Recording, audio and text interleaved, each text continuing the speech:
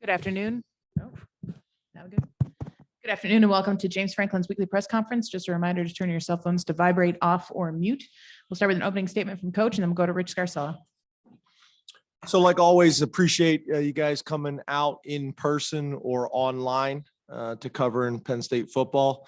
Couple things. One thing before I get into reviewing the last game, kind of a cool thing. My college coach, Mike Terwilliger, is about to coach in his 500th game at East Stroudsburg.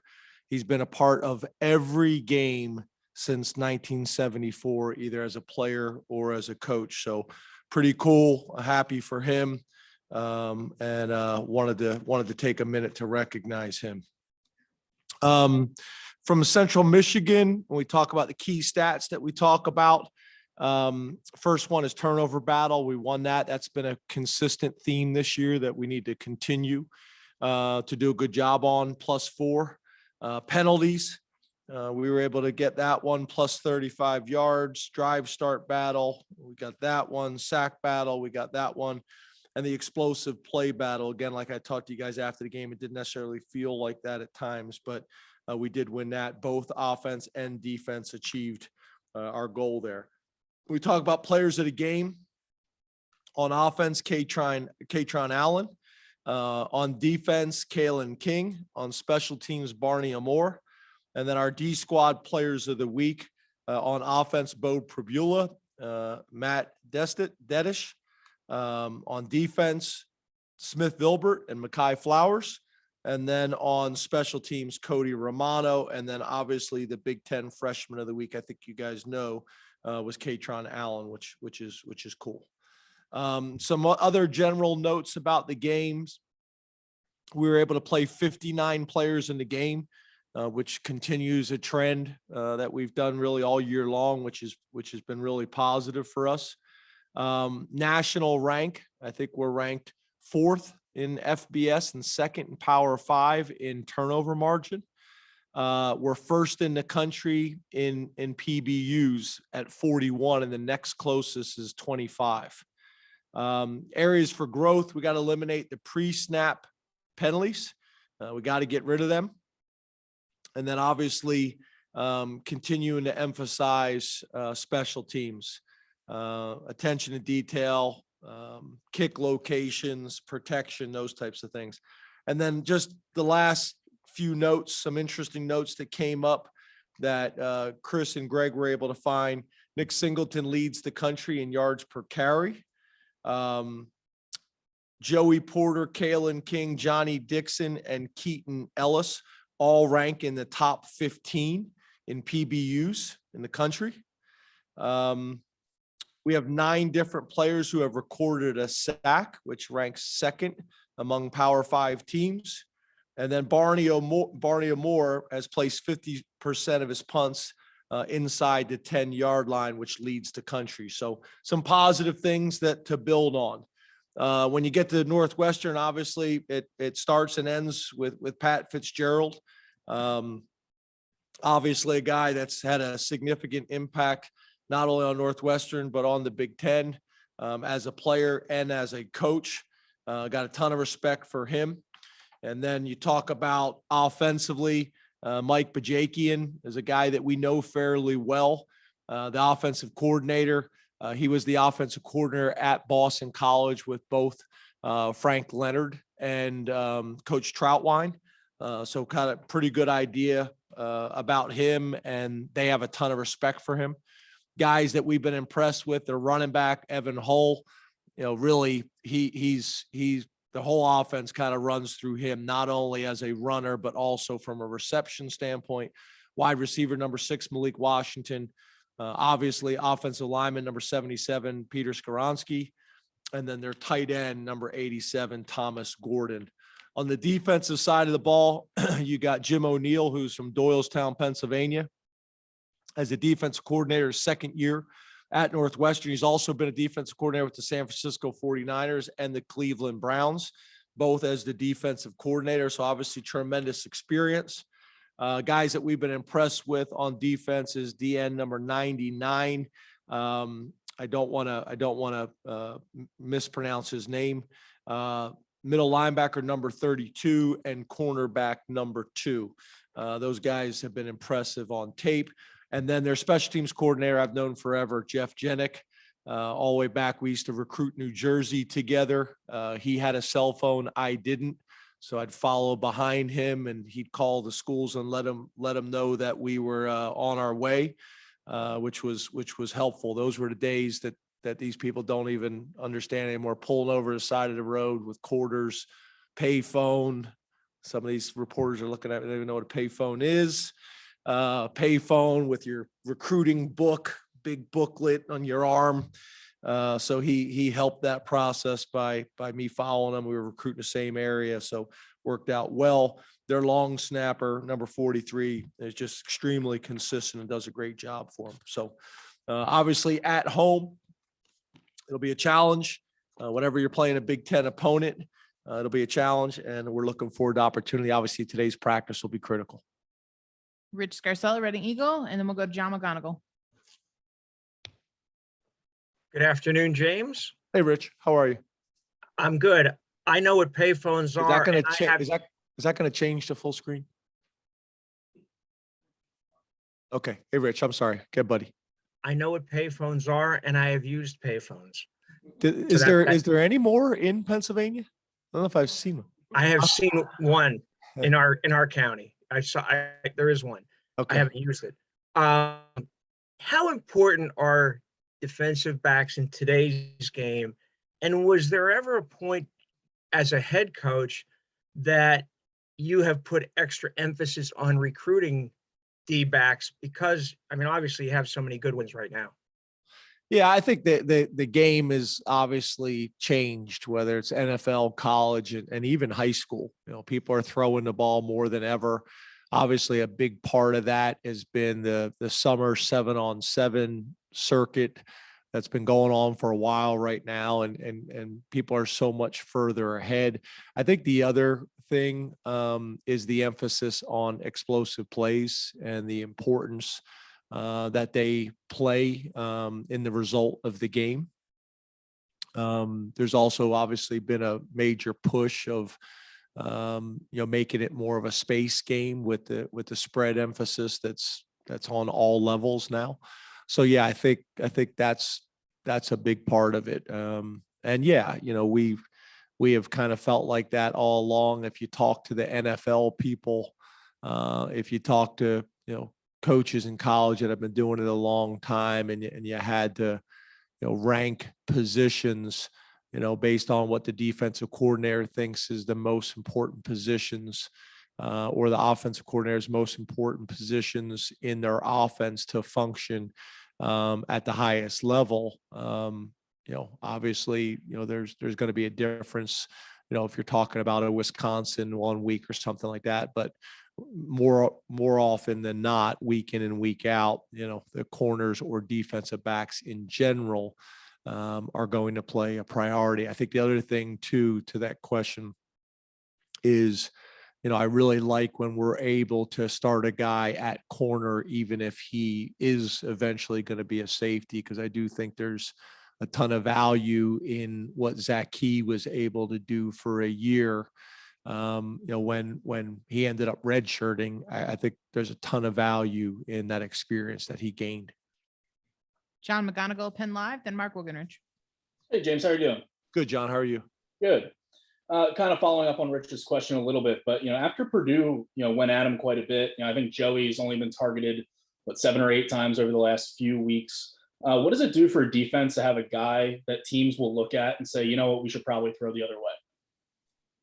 Yeah, and there's some examples. And again, I know you guys study the game differently than the average fan, but there's some examples that we show the team and we show the defense of really Joey just eliminating a guy, in a play that he's not even an option for the quarterback.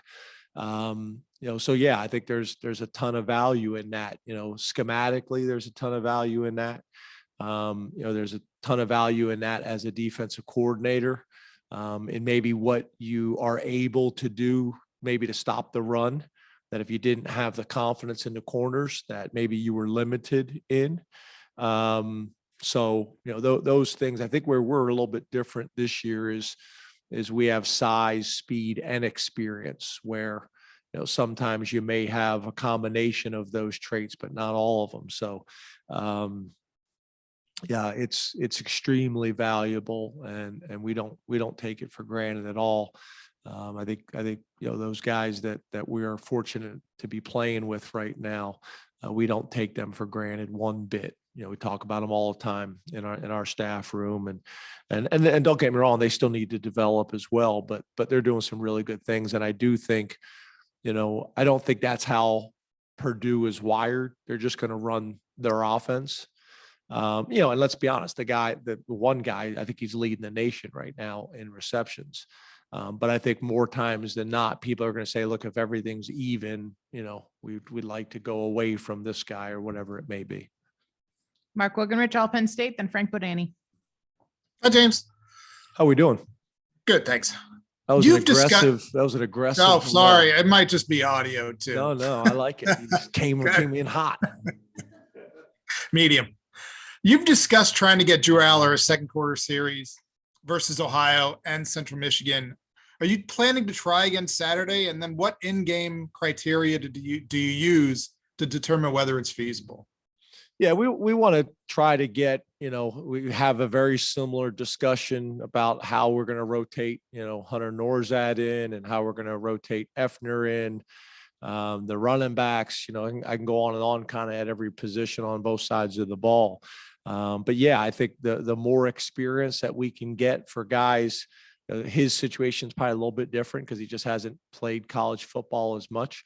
But the more experience that we can gain and allow those guys to get, the better we are. And, fortunately, Sean Clifford and the offense and the coaches and the defense have allowed us to be in a situation where we've been able to get them time in every game, and not just Drew, but CV as well. So, that there's a ton of value in that. We would love to be able to do that again this week.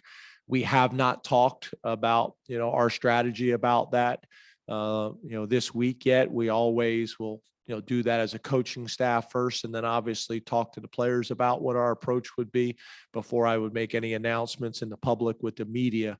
But we got a ton of respect for Northwestern, and most importantly, we got to find a way to be 1-0 this week. Frank Bodani, York Daily Record, then Mike Gross.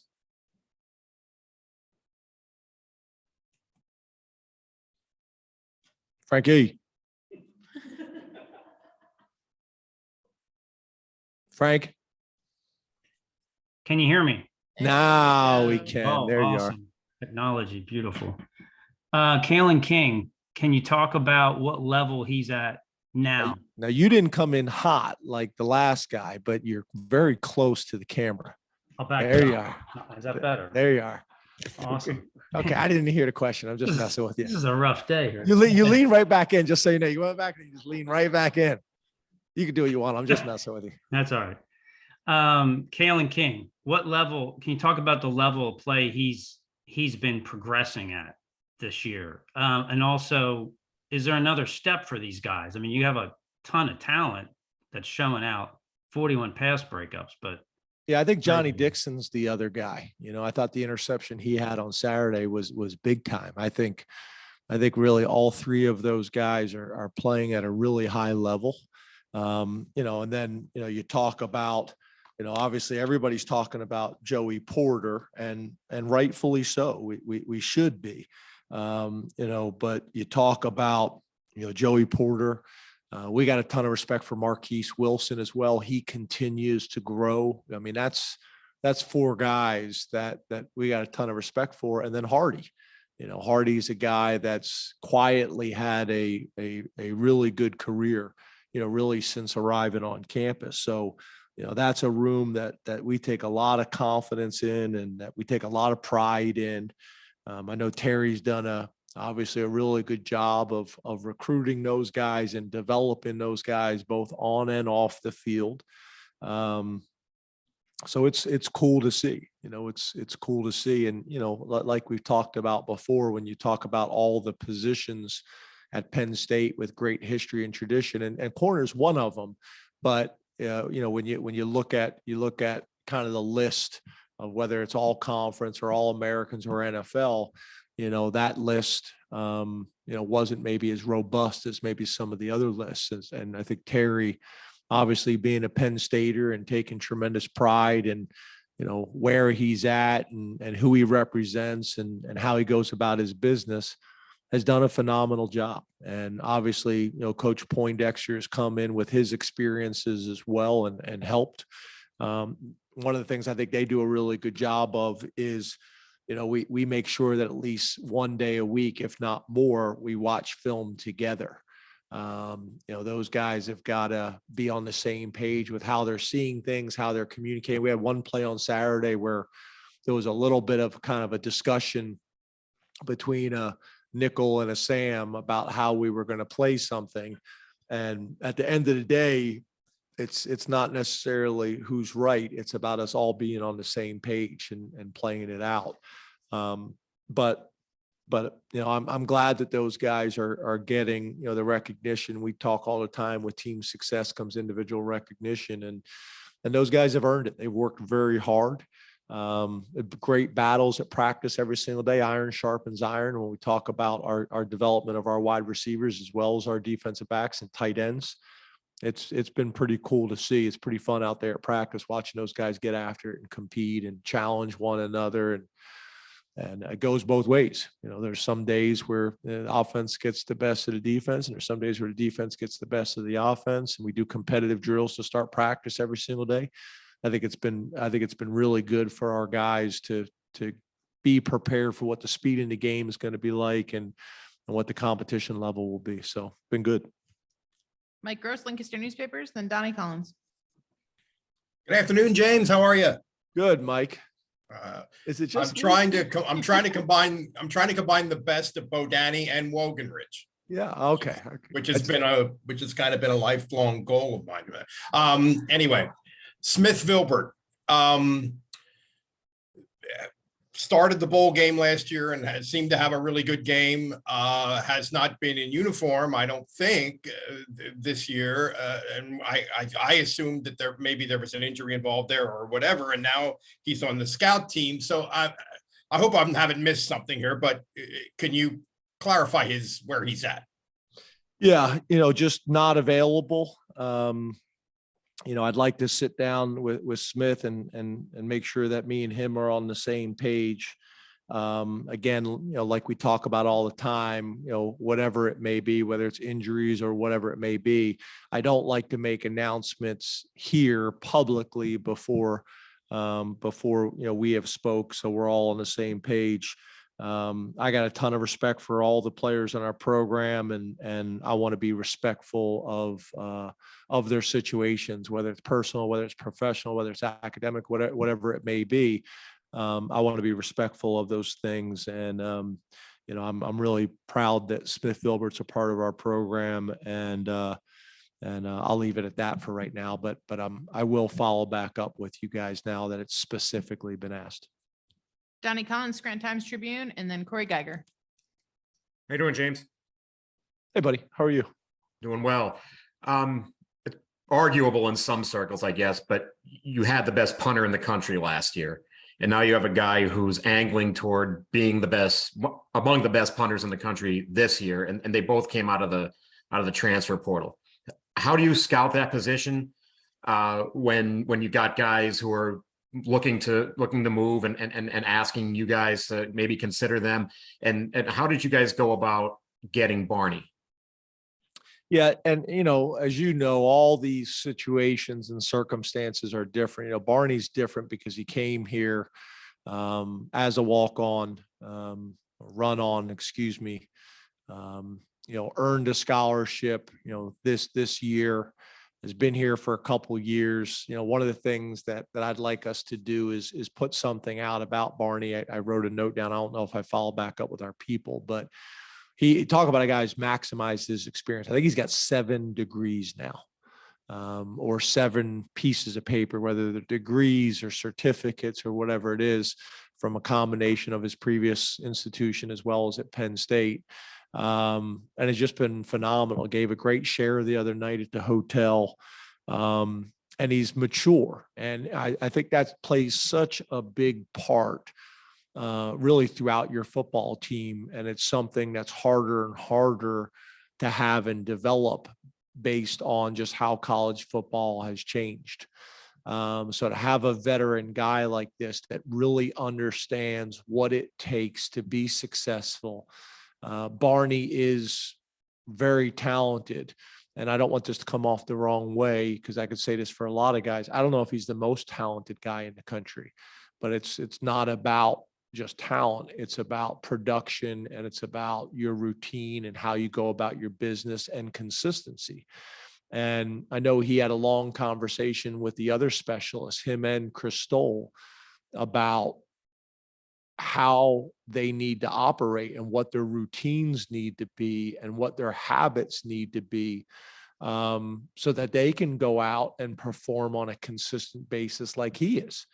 And he's just got a very mature approach to how he goes about it. I hate to use the word business, but very business-like in how he goes about his business. And I'm very proud that he's at Penn State and part of our family, because he's been a tremendous mentor and leader that brings a different lens, which I also think is important.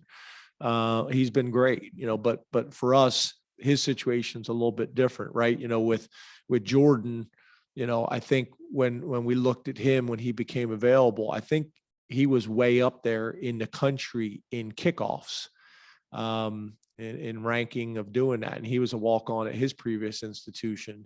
And between, looking at the numbers that he produced in games, and then, obviously you got these kicking gurus all over the country, that specialize in different things. They help as well. Not in the recruiting, but, being able to evaluate them and find out, what they think of guys, whether they're in high school or the transfer portal.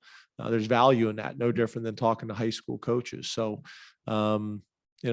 we take a pretty active approach in recruiting our specialists. We're in a much different position now than we were when I first got here in terms of depth. We'd love to be in a position where, like at every other position, you got a starter, you got a backup that you feel like you can win with, and you have a third team guy that is an exciting young player who's developing for when his opportunity comes. And we have a similar situation right now with really all three of our specialists. Now, obviously, the next part of your question, if you had the opportunity to do a second question, is we got to be better in kickoff and we got to be better in field goal. That's coaching, that's protection, that's production, in those units as well. But Barney and Jordan Stout, obviously back to back, knock on wood, have done well so far. Corey Geiger, DK Pittsburgh Sports. Then we'll open it up to questions here in the room. Hey, Corey. James, hi.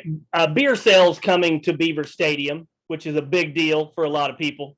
From your perspective as the football coach, what are the benefits of that decision by Penn State? And did you have any input in the discussions at all? On the record or off the record, are you asking me this question? Yeah, I'm not like, as you guys know, I'd prefer to spend my time talking about Northwestern and trusting the decisions that are made, whether it's our athletic director, Pat Kraft, or, our president, Dr. Ben DePuti. But that's kind of above my process and decision-making, the things that I spend my time on every single day. But I'd prefer to just leave it at that if that's okay. All due respect. We'll open up to questions here in the room. Start with Mark. James, going back to the. Where were you just pointing? I was telling her to bring the mic over here. I was like, who are you pointing at? I can see him right there. I'm sorry, James, but going back to the kicker situation, when you make those decisions on who's kicking from what length, who's doing the field goals, how much of that is based on pure analytics, and how much of it is that gut feeling that coaches kind of have? Is it a mixture? Yeah, so it's all based on practice and game data. Who has consistently, gone out and produced. Now, if it's close, then that's where the either past experience comes in or the gut comes in, and you trust your instincts. But more times than not, it's usually decided pretty clearly in practice. But that's all based on data. You talk about all camp, all the kicks that they take during practice, and then all the kicks that they take, in a pressure environment at the end of practice, that, them making it, or missing it would dictate the team running and things like that. Trying to put pressure on those positions like we do every other position, whether it's the punter, snapper, kicker, like we do every other position in practice, to prepare them for what the games may be like.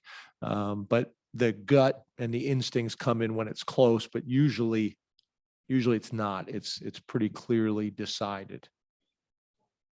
James, we're about a third of the way through Sean's final season. How would you evaluate how he's done so far, and where have you seen him sort of take a step in his last year?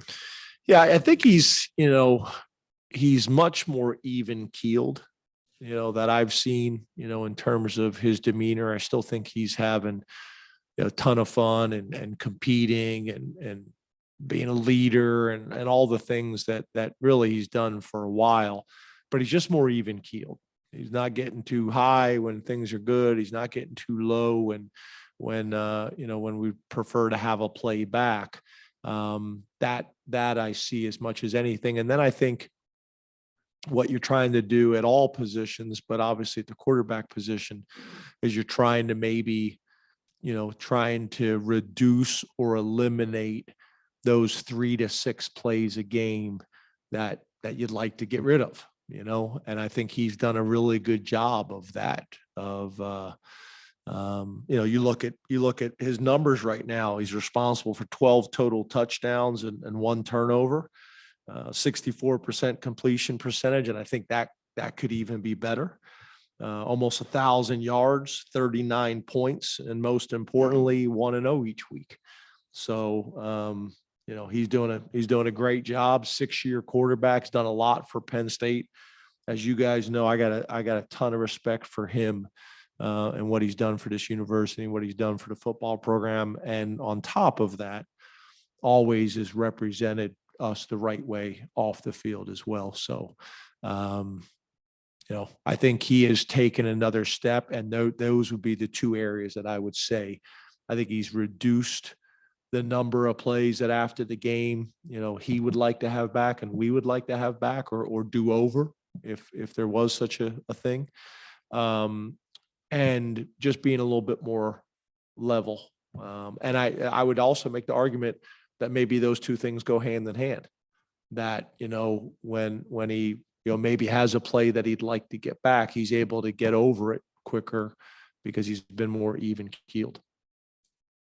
James, we didn't get a chance to see Hunter on Saturday, but we still saw a rotation at left guard with JB involved. What was the train of thought in sticking with that approach with Landon's activity as well? And do you have any kind of anticipation for Hunter being available this Saturday? Yeah, bumps and bruises. And we felt like if we could hold him out last week, then we'd be able to get him back, this week. The good thing is JB came in and played really well. We were excited about how he practiced, and we were excited about how he ended up playing in the game. We're going to try to keep the plan the same, if possible. If we can stay healthy enough to do it. But had some bumps and bruises last week that we felt like he could have played, but it made a whole lot more sense for us and for him to try to hold him if we could. And then JB practiced and played so well that it was the right decision. And we'll see how this week goes. We're hoping to have him back. If we don't, then we feel confident that JB will be able to go in and do the job. But that's kind of how that's going to play out, each week, in a perfect world. Hey, James, how you doing? Good. How are you? I'm good. A lot of your defensive ends are off to pretty productive starts in terms of disruption, even deny this past week. I just wanted your thoughts on a couple of those guys are going to have to deal with Skoronski, number 77, and he's considered maybe the best lineman in the Big Ten at tackle and maybe a future first round pick. Just the thoughts on going up, your guys going up against him. Yeah, I think that's awesome, right? That's why you come play in the Big Ten, and specifically that's why you come to play at Penn State, is to have the opportunity to compete and practice with really good players and have an opportunity on Saturdays to line up against guys that are highly regarded. One of the things that's interesting is this offensive coordinator, you check his history. He's a big chipper. So whether it's a running back or tight end, chipping the defensive ends before he goes out. And some people do that when they feel like there's a matchup challenge. He does it all the time. So we're going to have to deal with that as well. And we're aware of that. But I think I think our defensive ends are excited about it. Again, this is why you come to a place like Penn State to compete and play against, this type of talent week in and week out for the most part. Elton. Hey, James, how are you? Elton. After Auburn, Jair was saying he thought the performance of the defense was more indicative of what could be expected with the level of talent. 4 more turnovers last week against Ohio, Central Michigan, sorry. How would you, thank you. How would you evaluate Manny's job 4 games in, and how do you think he's kind of finding his way with this program and how the players are adapting to it? Yeah, I think really good. First of all, I think the guys like and respect them, which is, I think, important. I think stylistically and visually, it maybe looks a little different than how we've played in the past. Obviously, the turnovers is significantly different, especially the last 2 games. But I think our guys are getting more comfortable and more confident each week. I think he's getting more comfortable and confident each week in terms of knowing who our players are, what their strengths are, what their weaknesses are, how you call a game based on knowing your personnel better and getting more comfortable and familiar with the league. But I think really good, really good. I think at the end of the day, obviously, points is the most important stat for an offensive coordinator or a defensive coordinator. And then the other 2 that we know that we talk about all the time is explosive plays and turnovers. And probably the area that we could probably take the next step as a defense is reducing some of the explosive plays. But the thing that I think we're doing a really good job, which is probably the more important stat, is not giving up explosive plays for touchdowns. Those are the ones that kill you, because if you're not giving up explosive plays for touchdowns and you're playing good red zone defense, then once again, you have a chance to be pretty good in the stat that matters most, which is scoring defense. Ben. Hey, James. Hey, Ben. I'm over here. That's even creepier than the tax. As you sleep. Yeah. You have historically been, you've said you see it every week that teams will blow a lead. You don't want to take guys out, and that has held true for the most part. I would say outside of Purdue, Drew has gotten in maybe earlier than historically you might have made that change with Tommy or Will. And a lot of that has to do with a lot of different things. Is that informed by how situations like Iowa last year went? Is it informed by the future of the program, or is it just informed by this is how we feel about it right now? Yes. And that's what I thought the answer was. Yeah. So, I think it's a combination of the things. I think your point is a good one. Like, people have asked me, well, you wanted to get him in the second quarter. It didn't happen. Yes. But to your point, most importantly, we're getting the guys in the game a little bit earlier than maybe we had in the past. And that is really putting a priority on creating depth that is based on previous experiences. That is what I think we need to do in 2022, with making sure that as many guys in the locker room feel like they're getting opportunities. it's all of that, but it's a fine line because everybody's critiquing me that guys should get in the game earlier, but then you guys all watch college football and there's things that come up every Saturday where people felt like the game was over and it wasn't. So that's where it's not necessarily science. It's a little bit of an art in being able to navigate that. It's also the thing that I try to emphasize on the headsets, because more times than not, I make suggestions. So like when I'm on the headset, we're playing a team and maybe they've left their starters in late in the game and then something happens. I'm using that as examples with our staff. Guys, this is why, although I want to lead the country in scoring defense, it's not worth a unfortunate targeting penalty and now we lose the guy for the second half, or it's not worth an unfortunate sprained ankle to one of our guys that really didn't need to be in the game. And it's not always perfect like that, especially when you're on the road and you have less options of guys to put in the game in terms of what you're able to travel. But it's all of that, it's all of that. And I think to your point, last year, I thought we were playing really good football and then we had some injuries at some key positions and we wanted to make sure that we had more depth this year, really across the board. I think linebacker, I think is another really good example that not a whole lot of people have been talking about. We were young at linebacker and I mean, you think about the amount of reps that Kobe has been able to get, the amount of reps that Abdul's been able to get. Jamari's ended up playing probably more football than maybe people anticipated at this point. DeLuca's played a ton of football for us. So it's really across the board that we're trying to do it, and how the games have played out has helped with that too a little bit. Time for two more. We'll go Neil and then Ryan. Getting back to the payphone. Hi, Neil. Hi, James. A lot of pressure with these intros. Your coaching tree and player tree is growing so much. Do you have much time during the season to be in touch? Do guys reach back for either just to stay in touch or advice, whether it's coaches or players staying in touch? Yeah. I'm not as good of that as I'd like to be.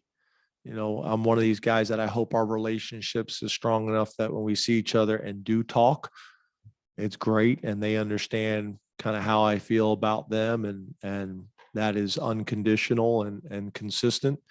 But I'm not write a bunch of letters or send a bunch of text messages or phone calls to check in with people. But yeah, I've talked to Brent Pry this year. I've talked to Ricky Ronnie, multiple times this year. I've talked to Charles Huff. So yeah, I think that's still happening.